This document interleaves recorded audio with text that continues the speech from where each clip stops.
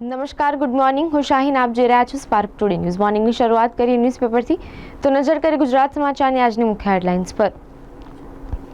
ઘોડા છૂટી ગયા પછી તબેલાને તાળા. પહલગામ આતંકીઓ 13 દિવસે પણ ફરાર. યુદ્ધ વાર્તા સાથે નાગરિકો માટે મોક ડ્રીલ.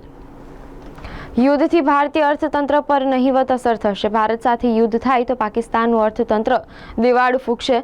મૂડીઝની ચેતવણી. પુરાવા વગર જ આરોપો લગાવવા ઈડીની પેટર્ન બની ગઈ છે, સુપ્રીમે કહ્યું. ફિલ્મો ફરીથી અમેરિકામાં બને તેમ ઈચ્છીએ છીએ, ટ્રમ્પે કહ્યું. ટ્રમ્પે અમેરિકાની બહાર બનનારી ફિલ્મો પર 100% ટેરિફ નાખ્યો.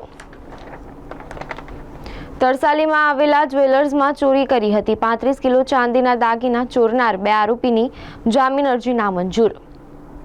ગુજરાત હાઈકોર્ટ ખાતે 7 નવનિયુક્ત ન્યાયાધીશોનો શપથ સમારોહ યોજાયો. મે માસની આકરી ગરમીમાં અષાઢી માહોલ. ધૂળની ડમરીઓ ઉડી. આકાશમાં કાળા ડિબાંગ વાદળો છવાયા. વડોદરામાં 80 કિલોમીટરની ઝડપે વાવાઝોડું, 3 ના મોત નીપજ્યા. શહેરમાં વાવાઝોડું ત્રાટકતા 100 થી વધુ વૃક્ષો ધરાશાયી થયા. ધોરણ 12 સાયન્સનું વડોદરા શહેર અને જિલ્લાનું 82.20% પરિણામ. હવે નજર કરીએ દિવ્યા ભાસ્કર ન્યૂઝપેપરની મુખ્ય હેડલાઇન્સ પર. રાજ્યભરમાં તોફાની પવન સાથે વરસાદ. 114 તાલુકામાં 1.5 ઇંચ સુધી વરસાદ પડ્યો. કમોસમી વરસાદથી 8ના મોત નીપજ્યા. આગામી 3 દિવસ રાજ્યના વિવિધ જિલ્લામાં રેડ એલર્ટ. વિજ્ઞાન પ્રવાહ 83.51%, તો સામાન્ય પ્રવાહમાં 93.60% રિઝલ્ટ. ધોરણ 12 સાયન્સમાં 11 વર્ષનું, તો સામાન્ય પ્રવાહમાં 15 વર્ષમાં સૌથી ઊંચું પરિણામ. એપ્રિલમાં લેબર પાર્ટિસિપેશન રેટ 42.1% પહોંચ્યો. રોજગાર મેળવનાર અને શોધનાર બંનેની સંખ્યા 5 વર્ષમાં સૌથી વધુ. વિદ્યાર્થીઓના કારકિર્દી ઘડતરમાં નિર્ણાયક ભૂમિકા ભજવતી અદ્યતન યુનિવર્સિટીઓ. પાકિસ્તાનમાં ચિનાબ નદીના પાણીના સ્તરમાં બીજા દિવસે વધુ 7 ફૂટનો ઘટાડો. ચિનાબ સુકાઈ 4 દિવસ પછી 24 શહેરોમાં 3 કરોડ પાકિસ્તાનીઓ પાણી માટે તરસી જશે. 80 કિલોમીટરના વાવાઝોડા સાથે વરસાદ. 100 થી વધુ વૃક્ષ ધરાશાયી.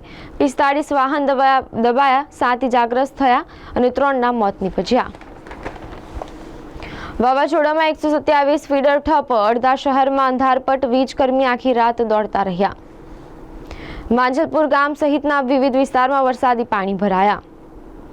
ચાલુ ટ્રાયલના આરોપીનો પાસપોર્ટ 10 વર્ષ માટે રિન્યૂ કરવા હાઈકોર્ટનો આદેશ. અમદાવાદના ટ્રાવેલના ધંધાર્થીનો પાસપોર્ટ કેસને કારણે 1 વર્ષ માટે રિન્યૂ થતો હતો. હવે નજર કરીએ ગુજરાત મિત્ર ન્યૂઝપેપરની મુખ્ય હેડલાઇન્સ પર. યુદ્ધની તૈયારી માટે આવતીકાલે અનેક રાજ્યોમાં મોક ડ્રીલ.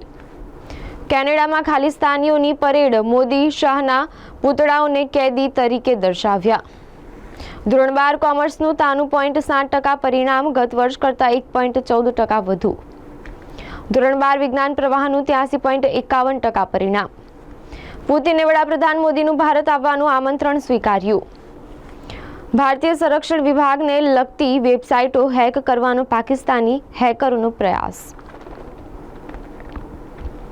ટ્રમ્પ કહે છે, અલ્કાટ્રેઝ જેલ ફરી ખોલીશ અને તેનું વિસ્તરણ કરીશ.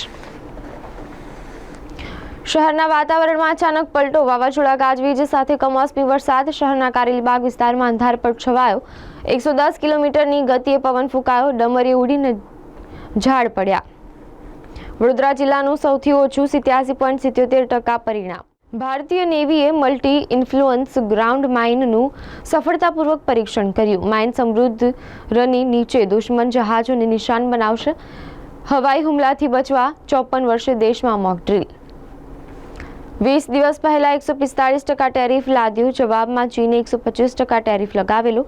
ટ્રમ્પના પારોઠના પગલાં ચીન પર ટેરિફ ઘટાડી શકે, કહ્યું તેમનું અર્થતંત્ર સંકટમાં.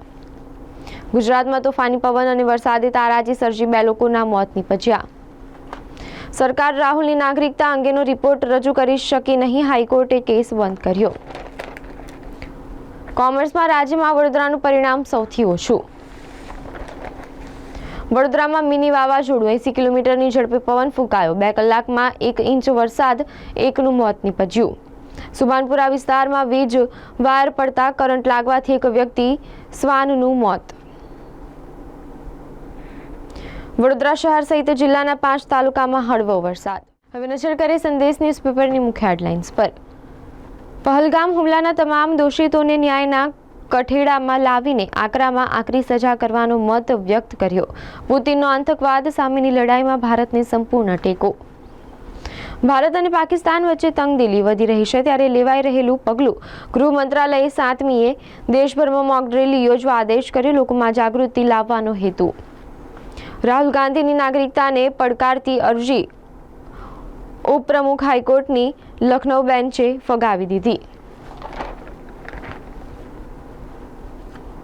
વડોદરા શહેર જિલ્લાનું ધોરણ 12 સાયન્સનું પરિણામ 82.20%.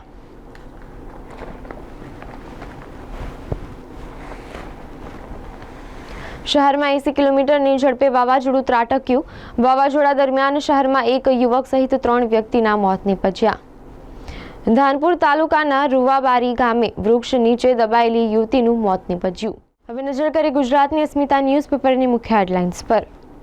યુદ્ધ થશે તો પાકિસ્તાનના બધા પક્ષો એક થશે. પાકિસ્તાની સેના અને રાજકીય પક્ષો બેઠક યોજવા સંમત થયા. ઇમરાન ખાનની પાર્ટી ગેરહાજર. તપસ્વી છાવણી પર કાવતરું જેવો મોટો સવાલ. સુરક્ષા હટાવ્યા પછી પીઠાધીશ્વર જગતગુરુ પરમહંસચાર્યે કબજાનો ભય વ્યક્ત કર્યો. સિંધુ જળ સંધિ સસ્પેન્ડ. પડોશી પાકિસ્તાન પાણી માટે તડપશે. ભારત હજારો મેગાવોટ વીજળી ઉત્પન્ન કરવામાં વ્યસ્ત. કાનપુરના ચમનગંજ પોલીસ સ્ટેશન વિસ્તારમાં ઇમારતમાં આગ. એક ઇમારતમાં ભીષણ આગ લાગવાથી 5 લોકોના મોત નીપજ્યા. પતિ પત્ની અને 3 પુત્રીઓના મોત નીપજ્યા. પાકિસ્તાન સાથેના વિવાદ વચ્ચે સંરક્ષણ સચિવે પીએમ મોદી સાથે મુલાકાત કરી. અમદાવાદ રિવરફ્રન્ટ પર કંતાનમાં પેક કરેલી હાલતમાં મળેલી લાશનો ભેદ ઉકેલાયો. મિત્રોએ કરી હત્યા. અમદાવાદમાં રૂપિયા ભરેલું પર્સનું સ્નેચિંગ થતા દંપતીએ સ્નેચર્સનો 3 કિલોમીટર સુધી પીછો કર્યો. અમદાવાદના મકસબામાં મેઇન રોડ પર પડ્યો મોટો ભૂવો. રિક્ષા ચાલક ગંભીર રીતે ઇજાગ્રસ્ત થયો. ગુજરાતમાં હવે ટૂંકમાં 6 સ્થળે નવા હેલીપોર્ટ, 6 સ્થળે નવી એર સ્ટ્રીપ વિકસાવાશે.